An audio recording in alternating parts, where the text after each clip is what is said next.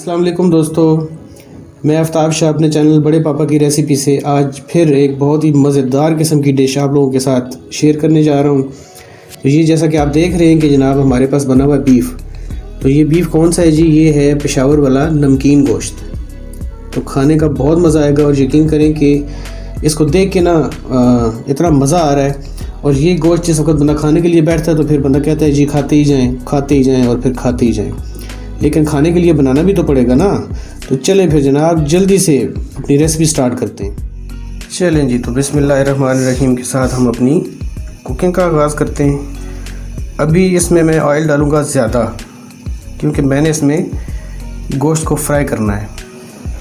तो बाद में जिस वक्त गोश्त फ्राई हो जाएगा तो उसके बाद फालतू ऑयल जो है वो हम इंशाल्लाह निकाल लेंगे।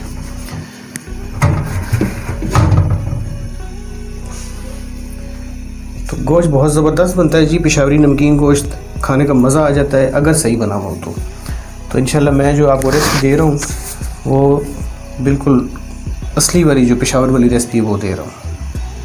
आप इसको ज़रूर ट्राई करिएगा, बनाएं और खाएंगे तो यकीनन आपको मज़ा आ जाएगा। लेकिन उससे पहले चैनल को सब्सक्राइब करना ना भूलें। तकरीबन कोई आधे से ज़्यादा लोगों ने अभी तक चैनल को सब्सक्राइब नहीं किया हुआ। लोग वीडियो देखते हैं लेकिन अभी तक सब्सक्राइब नहीं किया। तो ये जो सब्सक्राइब करना है ये आप लोगों का हमारे लिए प्यार भी है, आप लोगों का खुलूस भी है और हमें इस चीज़ की बहुत ज़्यादा ज़रूरत होती है। तो चैनल को सब्सक्राइब करके हमें आप दिया करें एनर्जी, ताकि हम मज़ीद अच्छे तरीके से और मज़ीद जोश के साथ आप लोगों के लिए अच्छी अच्छी रेसिपीज़ ढूँढें और बनाना सिखाएं आपको। तो ऑयल जनाब गर्म हो रहा है। ये आपको मैं दे रहा हूँ रेसिपी 1 किलो गोश्त की, ठीक है जी। 1 किलो बीफ नमकीन गोश्त के लिए जो रेसिपी है ये दे रहा हूँ। तो सारे स्टेप्स जो हैं इनको फॉलो करिएगा, एज़ इट इज़ बनाइएगा, इंशाल्लाह आपको खा के मज़ा आ जाएगा।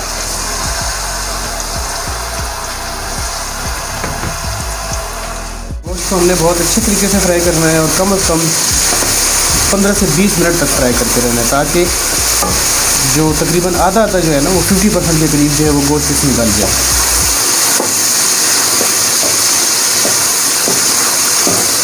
खाने को एंजॉय करके बनाया करें, खाने को जो है ना वो बोझ ना समझा करें, क्योंकि आप जितना खर्चा करते हैं अगर आप जल्दी में और बस वो गुस्से में बनाएंगे तो फिर मज़े का नहीं बनेगा। इसी खाने को अगर आप एंजॉय करके बनाएंगे आपको भी खाने का मज़ा आएगा, फैमिली को भी खाने का मज़ा आएगा। तो खाने के लिए ना मखसूस टाइम जो है ना वो स्पेयर किया करें अपने कामों में, अपने दिन की जो रूटीन है, जो मसरूफियात हैं उनसे खाने का जो टाइम है उसको मखसूस किया करें, कोशिश किया करें कि स्पेयर किया करें।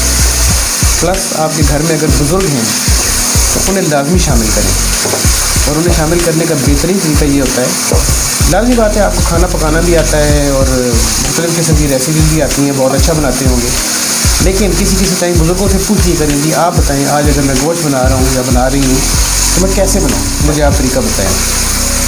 इससे बुज़ुर्गों को अपनी अहमियत का एहसास होता है, उन्हें इस चीज़ का एहसास होता है कि हम इस घर में मौजूद हैं और हमारा ख्याल रखने वाले जो हैं वो हमारे बच्चे हैं। तो बुज़ुर्गों को लाजमी शामिल किया करें। चलें जी, मैं अपने इस गोश्त को तकरीबन 15 से 20 मिनट तक फ्राई करके फिर मिलता हूँ आपसे। ले जी, गोश्त हमारा फ्राई हो चुका एज़ पर रिक्वायरमेंट, और अब मैं इसका फ्लेम करूँगा ऑफ और इसमें से मैं फालतू ऑयल निकाल लूँगा। निकाल के उसके बाद हमने इसके साथ किस तरह लड़ाई करनी है ये फिर मैं आपको वापस आके बताता हूँ।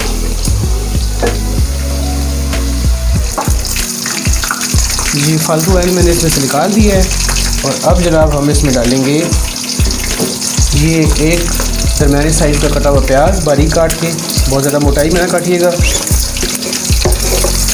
प्याज डालने का मकसद ये है कि इसमें थोड़ी सी ग्रेवी भी बन जाए, मसाला जो कि खाने का फिर मज़ा आएगा। और साथ इसमें मैं डाल दूँगा जी तकरीबन 1 खाने का चम्मच अदरक और लहसुन चॉप की, ठीक है जी, पेस्ट नहीं डालना, चॉप की, दोनों मिक्स हैं।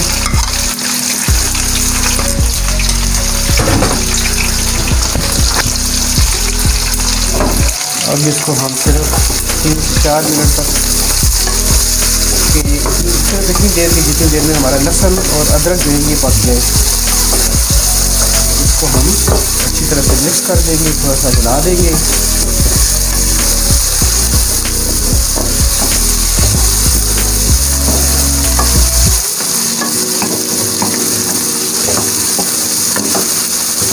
अदरक और लहसुन जो है वो तकरीबन पक चुका है। तो अब मैं इसमें 4 अदद टमाटरों का पेस्ट डालूँगा।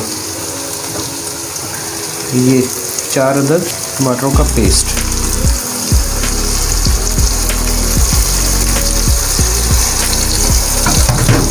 मसाले इसमें कोई इतने ज़्यादा नहीं डालने, क्योंकि हम नमकीन गोश्त बना रहे हैं, तो इसमें हमने कोई वो मिर्चें और हल्दी का इस्तेमाल करनी है, लेकिन ये मिर्चों से इसको बचा के रखना है। इसमें सुरख मिर्च बिल्कुल नहीं डलेगी, इसमें दरड़ी मिर्च बिल्कुल नहीं डलेगी, इसमें सिर्फ काली मिर्च हम डालेंगे।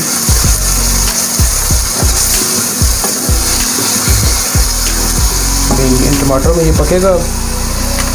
तो यहाँ पे जनाब मैं क्या करूँगा कि इसमें 1 टीस्पून के करीब ज़ीरा पाउडर और 1 टीस्पून के करीब ही हल्दी पाउडर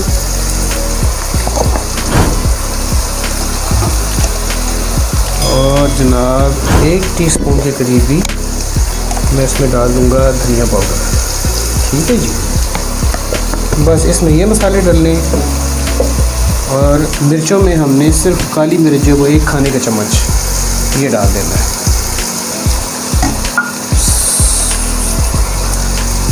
नमक मैं इसमें अभी नहीं डाल रहा, जिस वक्त मेरा ये टमाटरों का पानी खुश्क हो जाएगा नमक इसमें मैं उस वक्त शामिल करूँगा।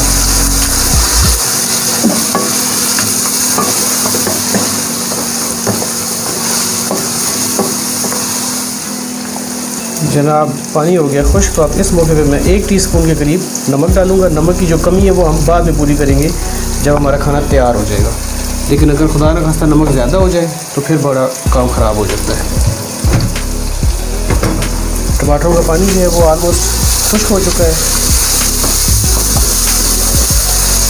इस मौके पे जनाब अब जो फाइनल इसका चीज़ इसमें डलने वाली है वो है तकरीबन 1 पाव के करीब दही।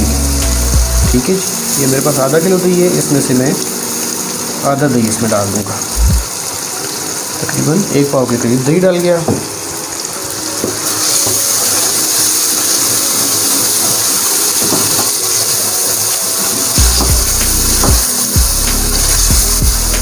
जनाब तो दही का पानी खुश्क हो गया है। तो अब जनाब जो हमारा जो है ना सबसे आखिरी स्टेप, क्योंकि ये बीफ है तो इसको गलाने के लिए हमें इसमें थोड़ा सा पानी भी ऐड करना पड़ेगा।